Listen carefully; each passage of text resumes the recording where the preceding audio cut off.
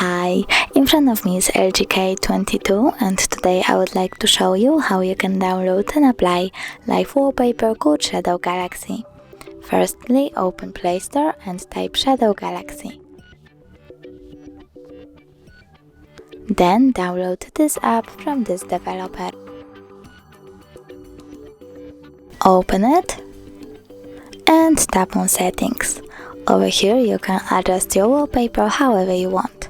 When you're done, go back, click Open, tap on Set Wallpaper and decide if you want it to be on home screen or home screen and lock screen by tapping on one of the options.